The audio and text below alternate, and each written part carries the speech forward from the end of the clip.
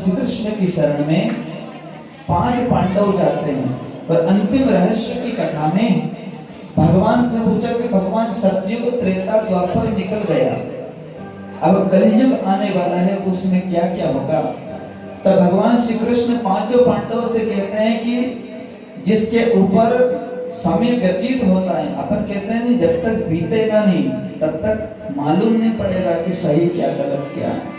ऐसे 5 पांडवों को अनुभव कराने के लिए भगवान श्री कृष्ण 5 पांडवों को जंगल में भेजते हैं। जो तुमको दिखे वो आकर के मेरे को बताना है। 5 पांडव गए जंगल में, और जंगल में जाकर के अर्जुन भीम और आकर के भगवान से कहा, बोले भगवान हमको ये दृश्य दिखा, बड़ा अद्भुत बड़ा विचित्र है। तब भगवान श्री कृष्ण से अर्जुन ने कहा, बोले भगवान मैंने देखा 2 सूंड का हाथी। बोले ये कलयुग में ऐसा होगा। 2 सूंड के हाथी से मतलब है राजा और प्रजा। राजा जो कहेगा वो प्रजा को संतुष्ट नहीं कर पाएगा, 2 मुंही बात करेगा। जैसे हम ऐसा करेंगे तुम्हारे लिए, वो करेंगे अच्छा करेंगे, पर वो काम करते नहीं है तो उनकी करती और करने में अंतर रहेगा। ये 2 सूंड के हाथी से कलयुग में मतलब है। दूसरा, भीमसेन ने कहा कि भगवान मेरे को एक ऐसी शिला दिखी जो ऊपर पहाड़ी पे से आई, बड़े बड़े पेड़ों को दबाती हुई, पर छोटे से पौधे ने उस शिला को रोक दिया। ये विचित्र मैंने महिमा देखी। तो भीम को भगवान बतलाते हैं कि बड़े से बड़े संकट मनुष्य के ऊपर गृहस्थ में आएंगे। कलयुग में आते हैं कि नहीं, बड़े बड़े संकट आते हैं, पर एक छोटा सा भगवान का रहस्य का नाम उस संकट को छोटे से में टाल देता है। ये महिमा है, ऐसा भगवान बताते हैं। तीसरे में धर्मराज युधिष्ठिर ने भगवान से कहा कि एक गाय को मैंने देखा जो जैसे ही उसने बछड़े को जन्म दिया तो इतना चाट रही कि लहू लुहान कर दिया।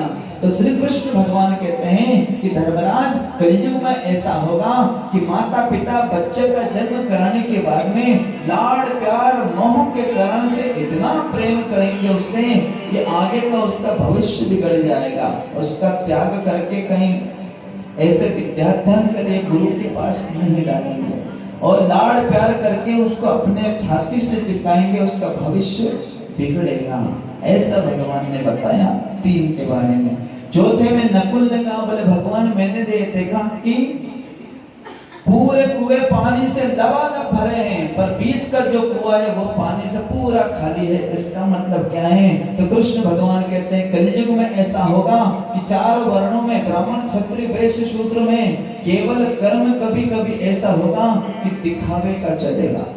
कहते हैं नहीं कि 2-3 लाख को मुक्तो करने के बाद में भी वो दुर्गति होती है, सदगति प्रदान नहीं होती, क्योंकि सही ढंग से क्रियाकर्म नहीं की, क्रियाकर्म पे ध्यान नहीं दिया तो गति नहीं हुई। ऐसे ही कहते हैं कि हमारा बेटा बेटी का ब्याह होता है तो नाचने वाली को बुलाते हैं, दारू पिलाते हैं, इधर दिखावा करते हैं, ढोल बजाते हैं, डीजे करते हैं, नाच गाना सब अच्छा होता है, पर जो कर्म कराने वाले लगन कराने वाले ब्राह्मण हैं उनसे आखिरी में कहते हैं, बोले महाराज जी तुम्हारे लिए तो उधार है, अभी 500-1000 रुपए बाद में ले लीजिए। उनके लिए उधार है, उनके लिए बाद में, बाकी तुम दिखावे के लिए हजारों रुपए बर्बाद कर रहे हो। दारू पिला रहे कि नहीं? हजारों रुपए की दारू पिला दी, हजारों रुपए का घोड़ा कर दिया, हजारों रुपए का तुमने फोटो खिंचवा दिया, हजारों रुपए का नाच गाना ये सब खिलाना पिलाना कर दिया, डीजे कर दिया, पर जो कर्म सही तरीके से होना चाहिए उस कर्म के लिए तुमने दक्षिणा ब्राह्मण को तुरंत नहीं दी। यह है तो इसलिए कहते हैं गरीब से गरीब ब्राह्मण के घर यदि कोई कर्म हो या किसी भी जाति के घर पे कोई कर्म हो उसकी कोई सहायता कर देता है, व्यर्थ का खर्चा नहीं करता है, तो ये सही है। पर यहाँ पर दिखावा ज्यादा करेगा और असमर्थ की सहायता कम करेगा। ऐसा भगवान श्री कृष्ण कहते हैं कि वो बीच का कुआं खाली रहेगा, सब लबालब भरे रहेंगे, कि दिखावा बाहर से होगा पर अंतःकरण में उसको समाधान शांति नहीं मिलेगी। ये भगवान ने कलयुग में समझाया। भगवान श्री कृष्ण ने सहदेव से पूछा कि भैया ये बताओ कि तुमने क्या देखा है? तो सहदेव ने कहा कि मैंने ये देखा है कि एक बगुला है, दिखने में बड़ा सुंदर है, पर उसके ऊपर पूरे शरीर में राम राम लिखा है, पर खाता मछली है, खाता मछली है। इसलिए कहा है, भगवान श्री कृष्ण हंसते हुए कहते हैं कि 4 पांडव की बात का रहस्य कलयुग में क्या होगा भगवान समझाते हैं। पर 5वें सहदेव से कहा कि जैसे वो पक्षी सुंदर लग रहा है, वेद की ऋचा मंत्र उसके शरीर पे दिखे हैं, पर खाता मांस है, ऐसे ही लोग बाहर ऊपर से बड़े सुंदर लगेंगे, ज्ञान की बात करेंगे, पर अंतःकरण शुद्ध नहीं होकर के छल कपट भरा रहेगा। बस ऐसा भगवान ने समझाया है। इसलिए कलयुग में यही होगा, निष्काम निष्कपट भाव से, निस्वार्थ भाव से जो कर्म किया जाता है वही कर्म अर्थात मुझ परमात्मा तक पहुंचता है। बोलो रामचंद्र भगवान की जय। ये भागवत महापुराण की कथा कहती है।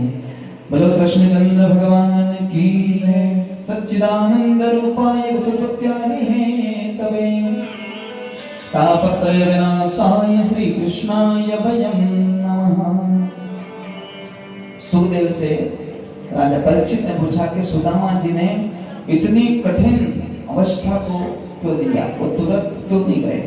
तो उस समय सुदामा जी के ऊपर एक अपने ऊपर श्राप ले लिया था, क्योंकि मित्र वो होता है जो हर परिस्थिति को समझे। एक बार सांदीपनि मुनि के आश्रम पर क्या होता है कि वहां पर चोर घुस गए। एक घर में चोर घुस गए, तो जिसके पास में कोई कुछ भी नहीं था, वो चने की पोटकी थी, तो वो जो माई थी वो भगवान का भक्त थी। उसने कहा कि भैया इस चने को जो भी खाएगा पूरी जिंदगी दरिद्र रहेगा। उस जैसे ही उसको श्राप दिया, तो वो चोरों ने सांदीपनि मुनि के आश्रम पर उस पोटकी को पटक दिया, वो चने की पोटकी को, और उसी पोटकी को गुरु माता जो हमारी सुदामा और कृष्ण की गुरु माता है, उनके पास में वो चने थे, और इस रहस्य को सुदामा जी जानते थे। तभी सुदामा जी ने कृष्ण को वो चने खाने को नहीं दिया कि इसमें श्राप लगा है, और स्वयं खा जाते हैं। ये स्थिति बनती है।